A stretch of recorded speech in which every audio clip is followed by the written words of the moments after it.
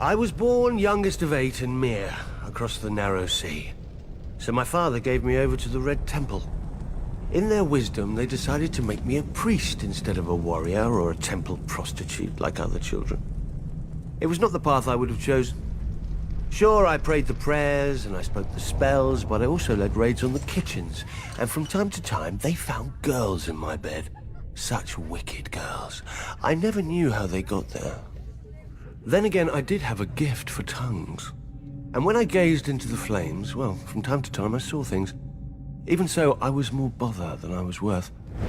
When the High Priest foresaw Robert's ascension, he sent me to turn the Storm Lord to the Lord of Light. When Robert seized his crown, we'd take all of Westeros from the Seven in a single stroke. Perhaps they thought Robert would listen to a kindred spirit, or perhaps celibacy had addled the High Priest's brain. I didn't know, and didn't care. I was free. I did my duty as I saw it, drinking and whoring and waving my sword around. The only gods Robert cared about anyway. Years passed, Robert became king, I became a joke. We both became fat. I even won some glory in Greyjoy's rebellion, first through the breach and all that. It's amazing what boldness a full bladder can inspire. But Robert had stopped listening to my sermons a long time ago, even if I'd still bothered to give them. Then came Robert's death, and the war. I'm not speaking of those brats squabbling over the world's pointiest chair. Powers long asleep are waking and moving through the land.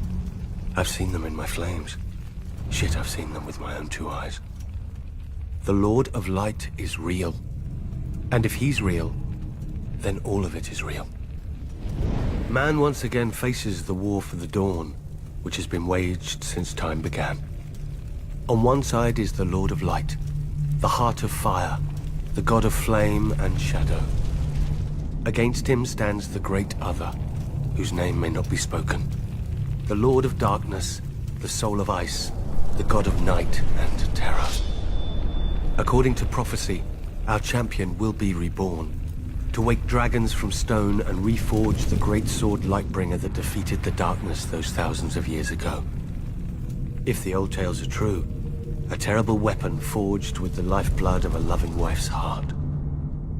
Part of me thinks man was well rid of it. But great power requires great sacrifice. That much, at least, the Lord of Light is clear on. I sound like a dried-out old woman, I know. But as our former hand liked to say, winter is coming. When the cold winds rise, all men, no matter their faith or lack of it, huddle beside my night fires. And I pray the prayers, and speak the spells, and beseech the Lord of Light to bring back the dawn. So far, so good. But reprobate as I am, I can't help but wonder what will happen if, one day, our Lord does not answer. Imagine a night that goes on forever, so dark and full of terrors. I think I need another drink.